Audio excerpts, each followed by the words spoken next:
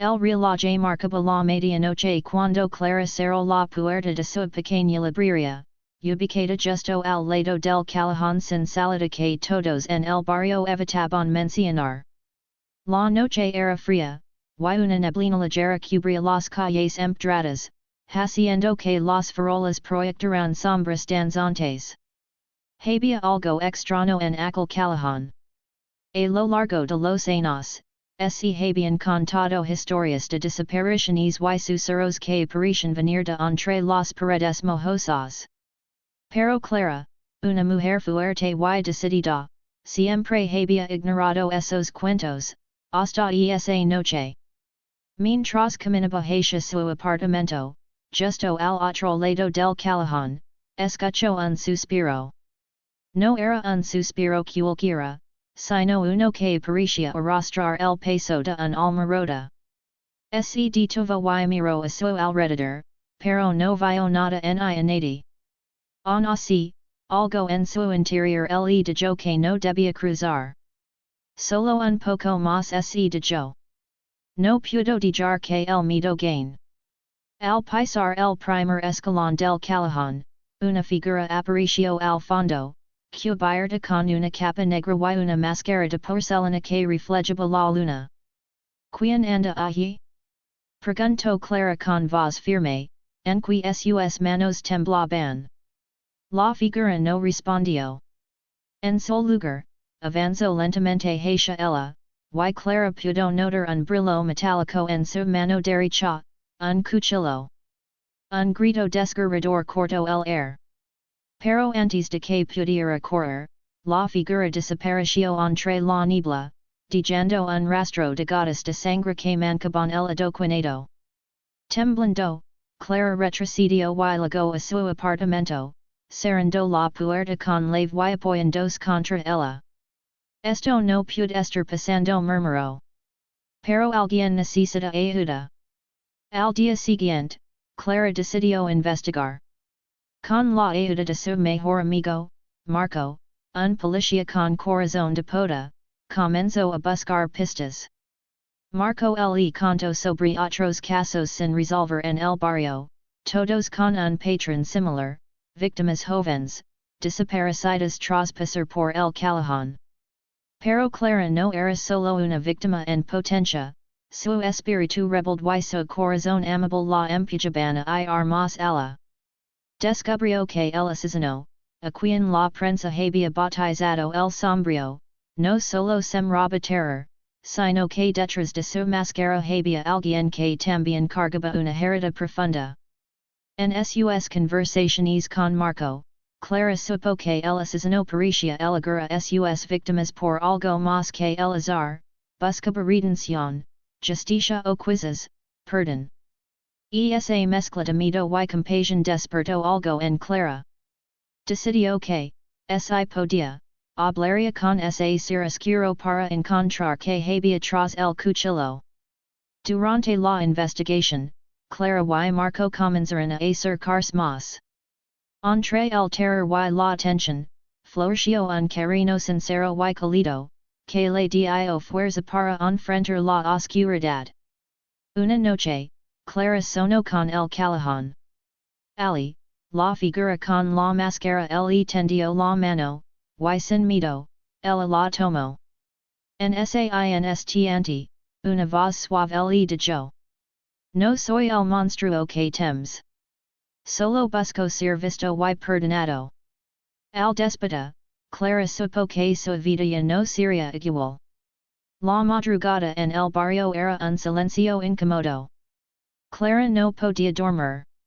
Aquel sueño la había marcado, la figura con la máscara, la mano tendida, y la promesa de no ser el monstruo que todos creían. ¿Quién era realmente ese ser? ¿Qué buscaba? Su curiosidad, mezcla de temor y compasión, la había despertado con una fuerza que no esperaba. Marco había insistido en acompañarla al callejón aquella misma noche, pero Clara se negó. Quería enfrentarlo sola, hablar con ese ser, buscar esa humanidad oculta detrás de la máscara. Sabía que era peligroso, pero también sencha que algo en su interior la guiaba. Con una linterna y el corazón latiendo acelerado, camino hacia el callejón. La niebla se enroscaba entre las paredes como de dos invisibles que querían atraparla. Al llegar al fondo, el aire se volvió más frío y el silencio más profundo. ¿Hay alguien allí? Preguntó con voz temblorosa. De repente, una sombra emergió del rincón, y Clara contuvo el aliento. La figura tenía la máscara blanca, aquella que parecía de porcelana, pero esta vez no había cuchillo visible. En cambio, una mano le fue extendida. No soy quien buscas para odiar, dijo una voz baja y áspera. Soy alguien atrapado, como tú. Clara dudó, pero tomó la mano. En ese instante, un torrente de imágenes invadió su mente, recuerdos de un niño abandonado, de un hombre marcado por la pérdida, de una búsqueda de justicia torcida por el dolor. ¿Por qué matas? Preguntó ella con lágrimas en los ojos. Porque nadie escuchó mi historia. Porque el dolor me hizo monstruo. Pero también porque quiero que alguien me recuerde, que me perdone. Clara comprendió que no estaba sola en su lucha contra sus propios demonios. El asesino era un reflejo distorsionado de la soledad y el anhelo de ser amado. En ese momento, sintió una mano cálida en su hombro. Era Marco, que la había seguido con silenciosa preocupación. No estás sola, dijo él. Y juntos, podemos hacer que la sombra encuentre la luz. Esa noche, Clara supo que el callejón no solo era un lugar de miedo, sino un espacio donde se podían cruzar caminos rotos y comenzar a sanar. La luz del amanecer apenas se filtraba por las cortinas cuando Clara y Marco se reunieron en la pequeña cocina del apartamento. La noche anterior había sido un encuentro intenso y revelador, pero también peligroso. Sabían que la figura de la máscara no solo estaba cerca, sino que buscaba algo más profundo que simples víctimas. Tenemos que entender quién es, dijo Clara mientras servía café. No es solo un asesino. Es un hombre roto, alguien con heridas que nunca sanarán. Marco asintió, con el seno fruncido. He estado revisando archivos policiales y reports de desaparecidos. Hay un patrón que nadie notó. Todos los casos están relacionados con familias deshechas, traiciones, y sobre todo, abandono. Clara bebió un sorbo, su mente revolotaba entre las pistas. Quizá está castigando a quienes, como él, sufrieron abandono. Pero, ¿qué quiere de nosotros? La respuesta llegó cuando revisaron una vieja carta que Clara encontró en uno de los libros antiguos de su librería. Era una carta de un niño a su madre, perdida en el tiempo. Las palabras eran crudas, llenas de dolor y esperanza. Mamá, te extraño. No importa dónde estés, yo siempre estar aquí esperándote. No quiero que me olvides. No quiero que me dejes solo. Clara sintió un nudo en la garganta. Esto es lo que busca. Que alguien lo escuche, que alguien lo ame. Marco puso la mano sobre la de ella, un gesto de apoyo silencioso. Vamos a ayudarlo. Pero primero, tenemos que descubrir dónde se esconde. Y no será fácil. La investigación los llevó a un viejo edificio abandonado en las afueras del barrio. Ali, entre sombras y graffiti, encontraron indicios de que alguien había vivido allí recientemente, restos de comida, ropa y un diario. Cuando Clara abrió el diario, las palabras escritas a mano la hicieron estremecer. Soy Daniel. El niño que creció con heridas, el hombre que aprendió a usar el miedo para sobrevivir. No soy el monstruo que ven, solo el refugio de un mundo que me olvido. El corazón declara la tía con fuerza. Sabía que Daniel, el hombre tras la máscara, estaba a punto de revelar su verdad. Esa noche, Clara y Marco prepararon todo para un encuentro final. Sabían que el Callahan guardaba secretos que solo el amor podría iluminar. Las noches en la ciudad parecían volverse más densas, más opresivas. Clara sentía cada vez más cerca esa presencia que no quería ser solo un mito. Aquel ser con máscara no era un monstruo sin rostro, sino un hombre con cicatrices profundas, heridas invisibles al ojo común. Marco y Clara planearon una estrategia para atraer a Daniel. Sabían que él respondía a los sentimientos, que buscaba una conexión humana, un amor que nunca tuvo. Por eso, decidieron dejar en el Callahan una carta, escrita con la mano temblorosa de Clara, un mensaje lleno de comprensión y esperanza. Daniel, no eres un monstruo para nosotros. Sabemos que el dolor que la voz es grande, pero aquí estamos, para escucharte y acompañarte. No estás solo. Pasaron las horas en silencio, la brisa fresca movía las hojas y la niebla se deslizaba como un susurro. Entonces, apareció. La figura con la máscara blanca emergió de la sombra con pasos lentos y medidos. No esperaba que alguien me hablara de yo su voz quebrada. Siempre creí que solo el miedo me haría compañía. Clara dio un paso adelante, sin miedo. No queremos que temas. Solo queremos conocerte, entenderte. Por primera vez, Daniel beijó la máscara. Su rostro estaba marcado por cicatrices y lágrimas secas. En sus ojos, Clara vio una mezcla de tristeza y alivio. Nací en el abandono empezó. Mi madre me dejó en aquel edificio cuando era un niño. Crecí con el odio de quienes me miraban como a un extraño. El odio se convirtió en furia, y la furia, en esta máscara que ahora lavo. Marco se acercó y le tendió una botella de agua. Todos merecemos una segunda oportunidad de yo suavemente. Nadie está condenado a ser solo su pasado.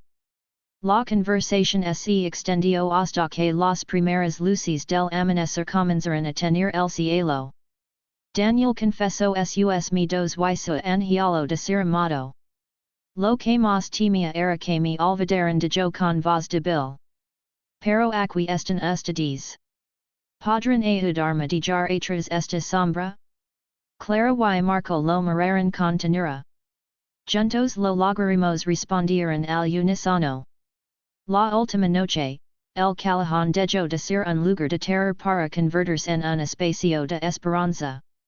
La mañana siguiente al encuentro con Daniel fue un despedida distinto para Clara y Marco. La atmósfera del barrio parecía menos opresiva, como si el peso de años de miedo se desvanciera lentamente. Pero la batalla no había terminado. Sabían que para que Daniel pudiera liberarse de sus demonios, tendría que enfrentar las sombras más profundas de su pasado.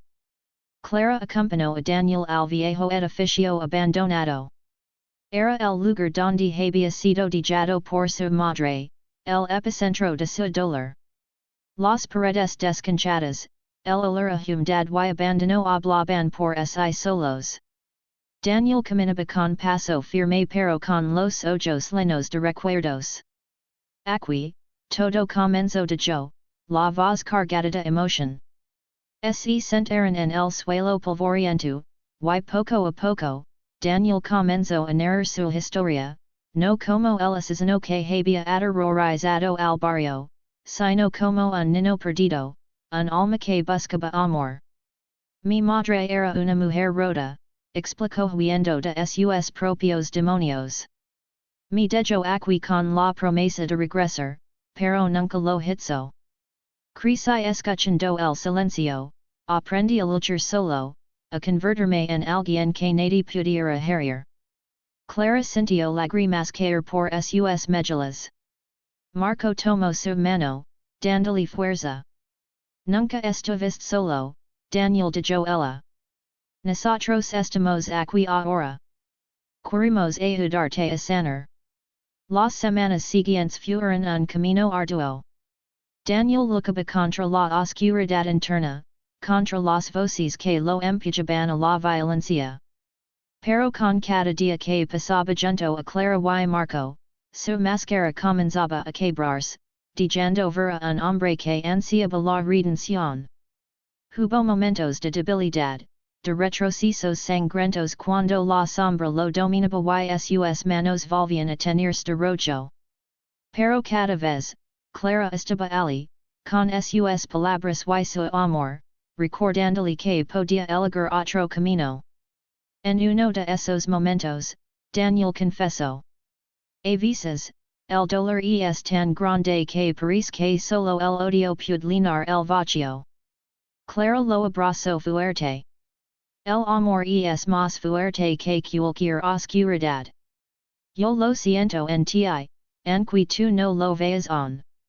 El barrio comenzó a cambiar también.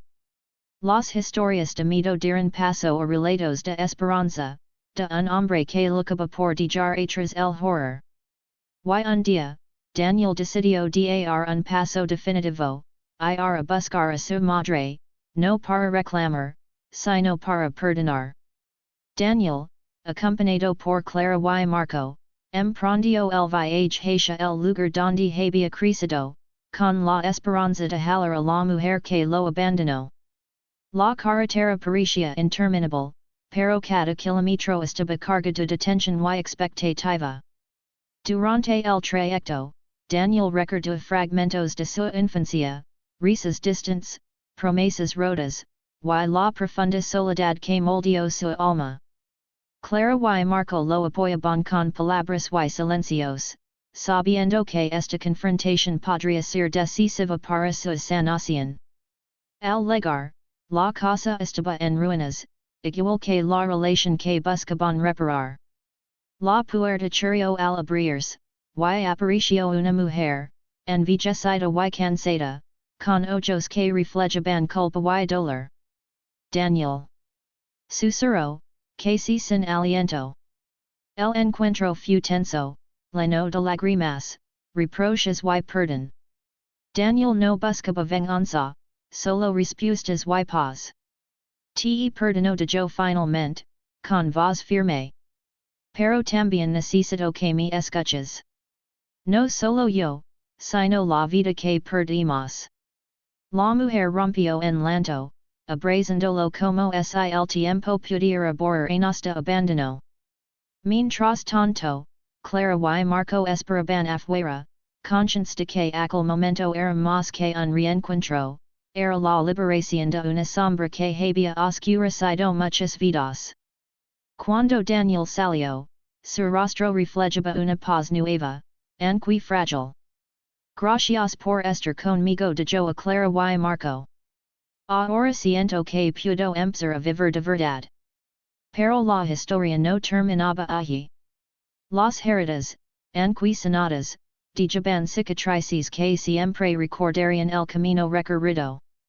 La transformación del barrio era visible para todos. Donde antes solo se sentía el peso del miedo, ahora comenzaban a brotar pequeñas señales de esperanza.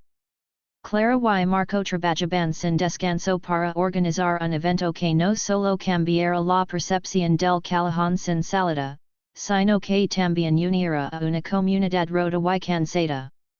El día señalado llegó con un cielo despejado y una brisa suave que parecía invita a la renovación.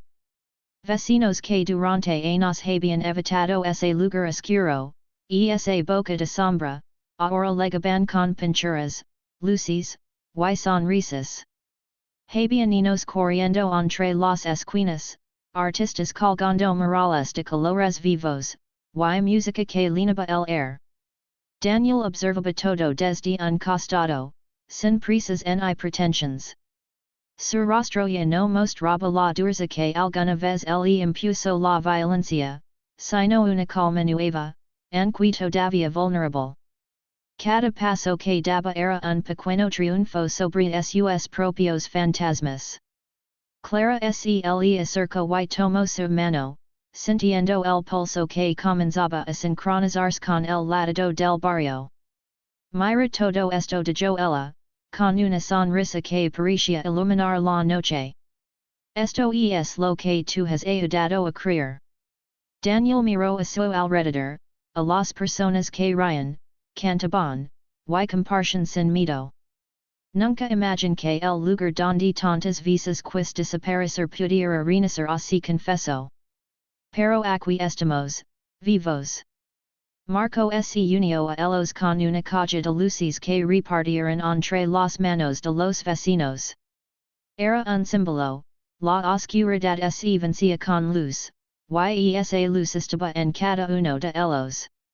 La noche avanzó entre historias, abrazos y promesas de cambio. Daniel fue invitado a contar su experiencia, no como el asesino, sino como el hombre que había decidido renacer. Su voz tembló al principio, pero la calidez de la comunidad le dio fuerza. No quiero que mi historia sea una advertencia de miedo de yo. Quiero que sea un recordatorio de que, aunque hayas caído en la oscuridad, siempre hay una oportunidad para volver. El callejón se lleno de aplausos y lágrimas. Clara abrazó a Daniel, orgullosa y emocionada. Pero, en medio de la alegría, Daniel sintió una presencia que le heló la sangre. Algo oscuro, una sombra que parecía deslizarse por los bordes del callejón, ajena a la luz y al amor que le reinaban. Su instinto lo alertó. Se apartó de la multitud y camino hacia un rincón oscuro, donde la luz no llegaba. No pudo evitarlo, murmuró. Esa sombra es parte de mí. Pero ya no me controla. Clara y Marco lo siguieron, decididos a enfrentar esa última oscuridad con él. De repente, la sombra tomó forma, una figura espectral, con ojos vacíos y manos afiladas como cuchillas. La sombra del carnicero, ese demonio interno que había acechado a Daniel durante años. Pero esta vez, Daniel no huyó. Se plantó frente a ella, con el corazón latiendo fuerte. No más grito. No eres mi dueño. La sombra se abalanzó, pero Clara y Marco entraron en la pelea, sosteniendo a Daniel con palabras, recuerdos y promesas. Eres amado de yo, Clara. No estás solo. En un acto de valencia, Daniel alzó sus manos y, con un grito liberador, enfrentó a la sombra con todo el amor que había encontrado en su camino. La sombra se desvanció en un suspiro, dejando atrás solo el eco de un pasado doloroso. Cuando la calma volvió, Daniel, Clara y Marco regresaron al grupo, que esperaba con los ojos abiertos, sin comprender del todo la batalla que acababan de presencia. Esa noche, el callejón sin salida se transformó en un símbolo de triunfo y esperanza. Gracias dijo Daniel, tomando las manos de Clara y Marco. Por creer en mí cuando nadie más lo hizo. Por mostrarme que la luz siempre puede vencer la oscuridad. Clara sonrió, con lágrimas que brillaban bajo las luces del barrio. Siempre habrá luz, si dijimos que entre el amor. Y así, bajo un cielo estrellado, el barrio que una vez temió al asesino del callejón sin salida, celebró la vida, el perdón y la promesa de un futuro donde las sombras ya no dictaron el destino.